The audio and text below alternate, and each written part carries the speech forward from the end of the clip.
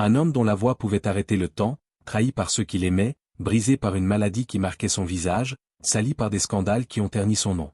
Imaginez Seal, une icône mondiale au sommet de la gloire, réduit à l'ombre de lui-même par un divorce déchirant, des accusations publiques qui lacèrent l'âme, et une lutte silencieuse contre une maladie auto-immune qui le ronge depuis l'enfance.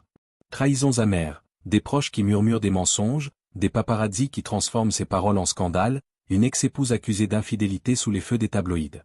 Lutte personnelle, des nuits hantées par la douleur physique, le chagrin d'un mariage brisé, et le poids d'une solitude choisie mais pesante.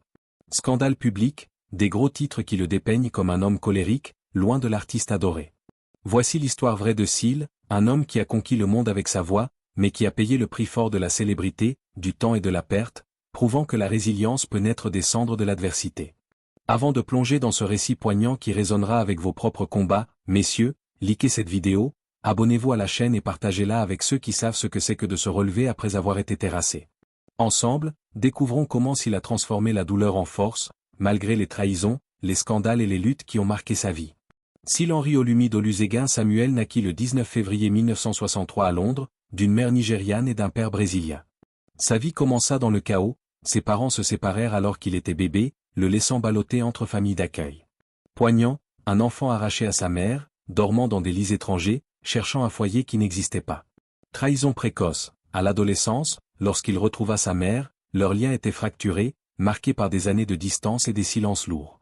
Ces blessures d'enfance forgèrent une sensibilité brute, un cri du cœur qui deviendrait plus tard la signature de sa musique.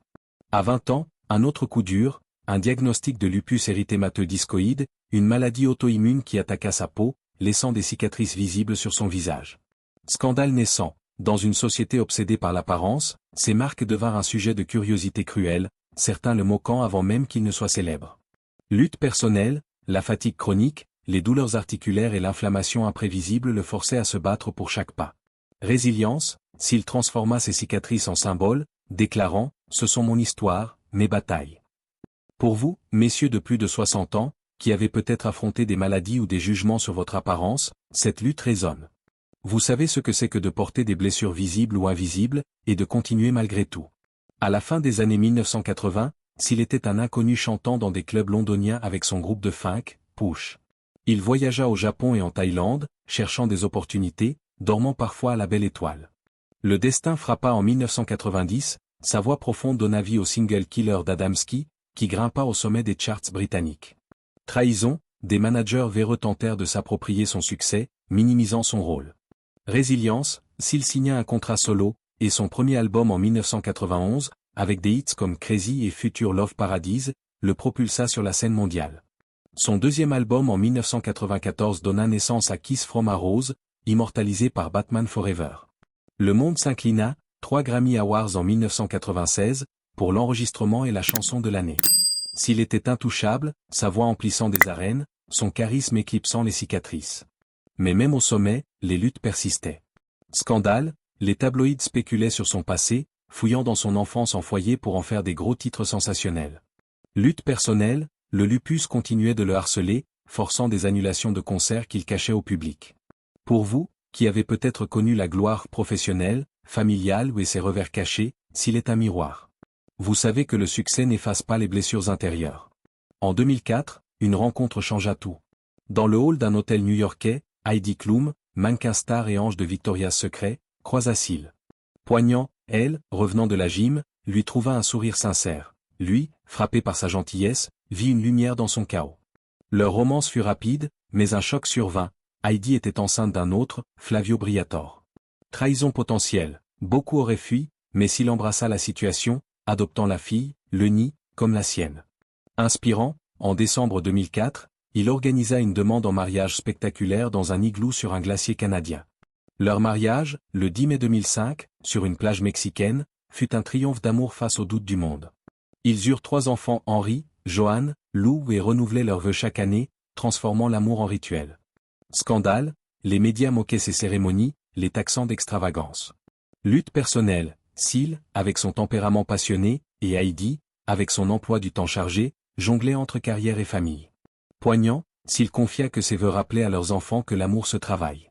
Pour vous, messieurs, qui avez peut-être lutté pour garder un mariage vivant sous la pression, cette histoire touche une corde sensible. En janvier 2012, l'annonce de leur séparation choqua le monde. Leur communiqué parlait d'amour et de respect, mais la vérité était plus sombre. Scandale explosif, des paparazzi photographièrent Heidi avec son garde du corps, Martin Kirsten, peu après. Seal, blessé, lâcha à TMZ, j'aurais pensé qu'Heidi aurait plus de classe que de forniquer avec le personnel. Les gros titres s'enflammèrent, transformant une douleur privée en scandale public. Trahison, s'il se sentit humilié, croyant à une infidélité. Heidi nia, affirmant n'avoir jamais regardé un autre homme pendant leur mariage. Lutte personnelle, s'il plongea dans le chagrin, luttant pour rester un père présent tout en pensant ses blessures. La bataille pour la garde des enfants s'envenima.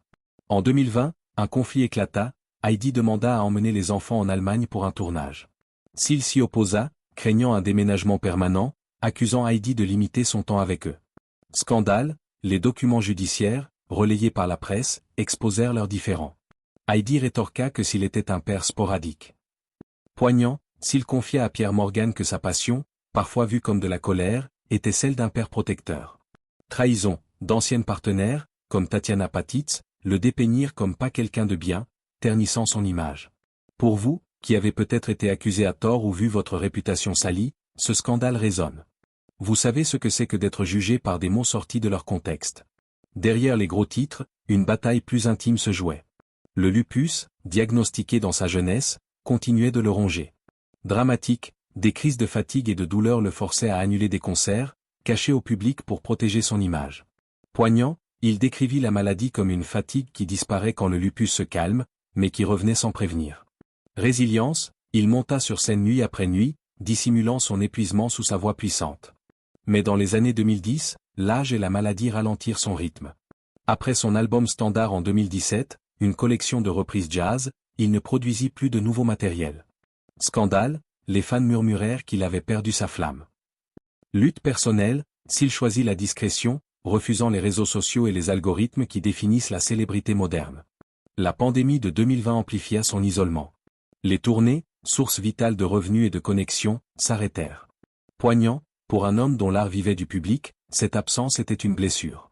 Inspirant, il se concentra sur ses enfants, trouvant du réconfort dans leurs rires, leurs leçons de musique, leur croissance. Pour vous, qui avez peut-être dû ralentir à cause de la santé ou des circonstances, s'il incarne la force de continuer malgré tout. Aujourd'hui, à 62 ans, s'il vit pour ses enfants Oleni, Henri, Johan, Lou. Poignant, il décrivit leur présence comme le plus pur bonheur, loin des Grammys et des projecteurs. Mais la coparentalité avec Heidi reste un défi. Scandale, leur conflit de 2020 sur la garde montra un équilibre fragile, où chaque décision était une négociation. Trahison, s'il ressentit que son rôle de père était parfois réduit à l'agenda d'Heidi. Résilience, il resta présent, assistant aux remises de diplômes, partageant des messages émouvants, comme celui à Leni en 2023, « Merci de m'avoir rendu meilleur ». Sa vie personnelle s'est assagie. Pas de remariage, peu de relations publiques.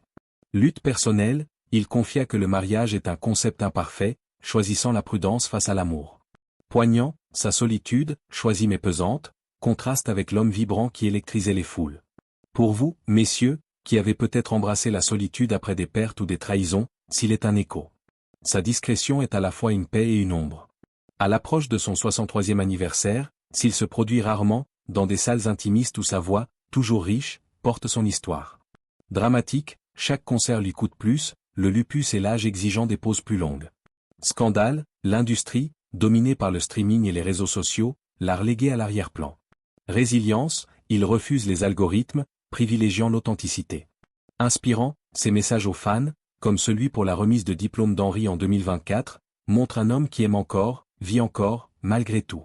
Son parcours, des foyers d'accueil au Grammy, du mariage glamour à un divorce douloureux, des arènes bondées à une vie discrète, est une leçon. Trahison, des proches, des médias, des rumeurs. Scandale, des accusations d'infidélité, de colère.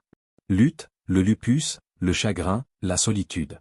Résilience, il s'est relevé, encore et encore, pour ses enfants, pour lui-même. Pour vous, messieurs, qui avez affronté des revers, un collègue qui vous a trahi, un scandale qui a sali votre nom, une santé qui vous a ralenti, s'il rappelle que la grandeur n'est pas dans la gloire, mais dans la persévérance. Que pensez-vous? S'il a-t-il trouvé la paix dans cette vie plus calme, ou est-ce une solitude déguisée? Partagez vos réflexions dans les commentaires, likez, abonnez-vous, et rejoignez-nous pour plus d'histoires de résilience face à l'adversité.